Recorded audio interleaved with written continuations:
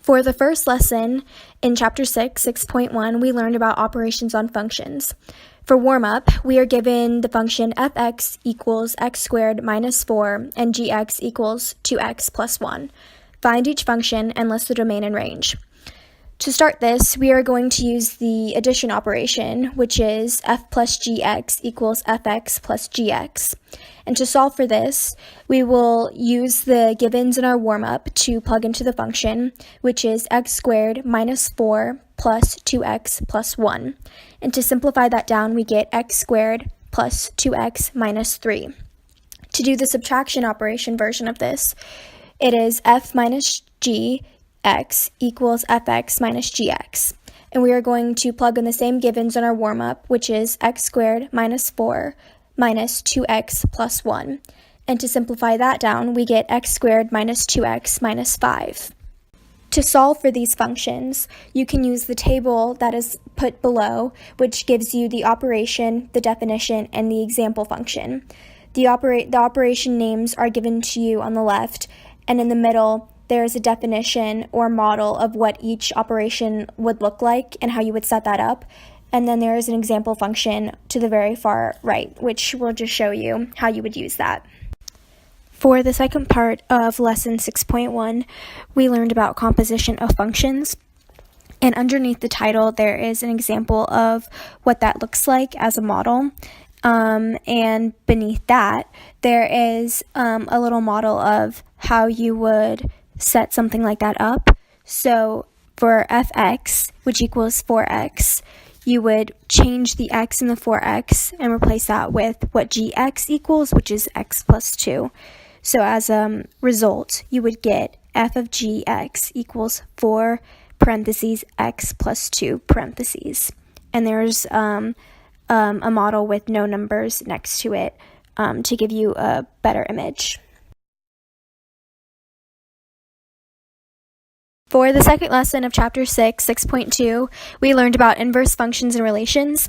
A couple notes to make about this lesson is a relation is a set of ordered pairs, and a set of ordered pairs is obtained by exchanging coordinates of each ordered pair. An example of what an inverse function would look like is if fx were to equal x plus 7. The inverse of that would be f to the negative 1x equals x minus 7.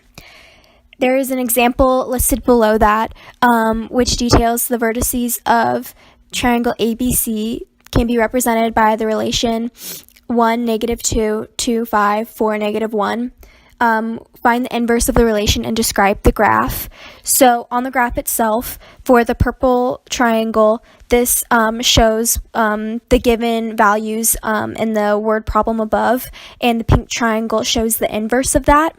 And beside the graph, there is a list of all of the values, A being the ones given to us in the example, and B the inverse of those values.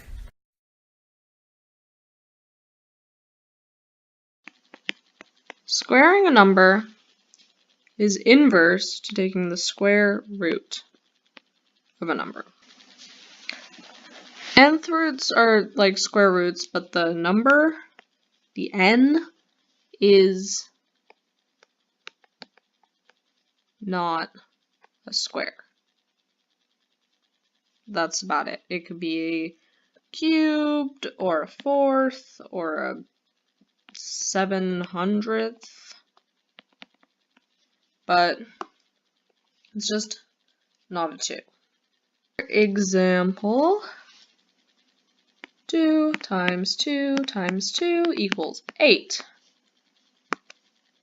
8, that's 1, 2, 3 2's, so we've got 2 to the third power equals 8. So the cubed root of 8 equals 2. If we've been paying attention to any math class we've taken ever, that 16 is 4 times 4, 4 squared. So what we can do is we can take these, this guy and this guy, and put them in a little fraction like that. And will give us the answer, which is here. Also works that way. We've got our 9x to the 6th is here. And it's all under our big square root sign, our radical sign. And we can write a little 2 out there, maybe to help us. That's going to be our fraction with this one right here. So we take out our x, and 6 over 2, that equals x to the 3rd times 9, square root of 9. And this one's easy because you can just take your 9. You know that 9 equals 3 squared, easy root. Your answer is x to the 3rd, 3x to the 3rd. Also, if the number you pull out of your nth root has an odd power, just stick it in some absolute value bars.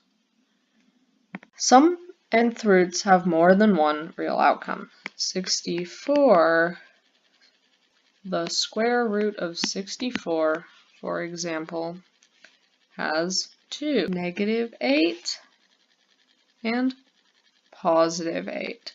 And written like this, with the plus and the minus in front of it, that indicates both outcomes. Welcome to 6.5 Operations with Radical Expressions. Now I really hope that you have a little bit of sanity for me because this is a really long lesson and absolutely no time to talk about it. So let's begin. Product properties of radicals. Well, it's basically the same thing as multiplication. As long as the index is the same as the other index you're multiplying by, you can just multiply the insides. By the way, if you didn't remember, the index is that part right there. Next, same thing over here. The only difference is if this number, since it's not a 2, to do the 3rd root of that, then you would do that. Basically, 27 would go to 3 if you had 27 in there, but you don't. You got 16. That's a bunch of words saying what I just said. Probably don't care about that. Quotient properties of radicals. 16 over square root of 4. Now, that's literally just the same thing as before, just normal division. Go ahead with your life. If you really want, that turns into 2. Over here, it's a little different. If you have the big square root here, and you just turn it into little square roots on the other side. And if there's an exponent, the 3 divides into 2. If it's a big number, the radicand, then you do what I just told you about over there, the 3rd root. Now over here, you're wondering why I have a bunch of random numbers. Now, you see, if there is a square root in the bottom, you want to multiply by that square root. And by multiplying by that square root, you get this. See, if you multiply by the square root of 3, you just add it to the top here, and then on the bottom, you multiply the 2 because, as said before, the radicand, or the index I mean, is the same. And that's your answer because square root of 9 simplifies to 3. I really hope you know that. If you don't, I'm very sorry. That's just a bunch of words explaining everything I've explained so far. If you really care, you can, I don't know, look at that.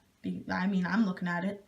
Next, adding and subtracting. If the index and the radicand are identical, then you can do stuff. Basically, index, radicand, woohoo!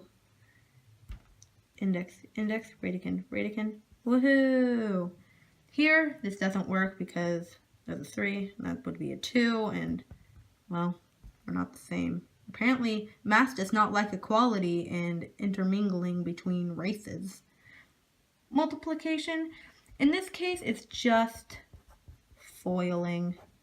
No one really cares. So basically, remember, if you got parentheses, and multiples, FOIL. Everyone likes FOIL, I would hope. If not, I'm very sorry for you. Conjugating, also pretty simple task. Basically, if you got this little square root buddy, with his little buddy over here, who is not a square root, then you gotta multiply by the bottom part, but opposite. So that would turn to a plus. Multiply up here, and it equals, technically the bottom equals that, but no one cares because that's a lot of math. And basically turns into that. And then if you really want to simplify it further, turns into that. Now, I know, this whole lesson probably made absolutely 0 sense whatsoever. And I'm sorry about that, but I hope you remembered something.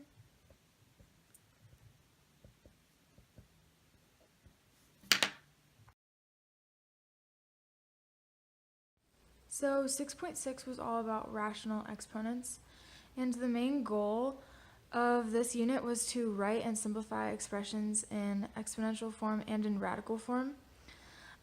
So one equation is b to the 1 over n, which is the same as the nth root of b. Another equation is b to x over y, which is the same as the y square root of bx. And then, so an example of the first one is 16 to the 1/4, which is also the same as the 4th root of 16, which ultimately equals 2. Another one is negative 25 to the 1/2, which equals the square root of negative 25, which equals 5i. An example of the second equation is 16 to the 3/4, which equals the 4th root of 16 cubed, which is 2 cubed, or 8. Another is negative 25 to the 3 over 2, which is the same as the square root of negative 25 cubed, which equals 5i cubed, or negative 125i. So the ways you can tell an equation is simplified is that there's no negative exponents, there's no exponents that aren't positive integers in the denominator of a fraction, and there's not a complex fraction, and the number inside the square root is as small as possible. So let's simplify this equation. The 6th root of 16x squared. So you can start by breaking up the 16 into 2 to the 4th. And then you can switch it back to the exponential form by putting the exponent on the top of the fraction and then the number in front of the square root on the bottom. And then you can simplify the fractions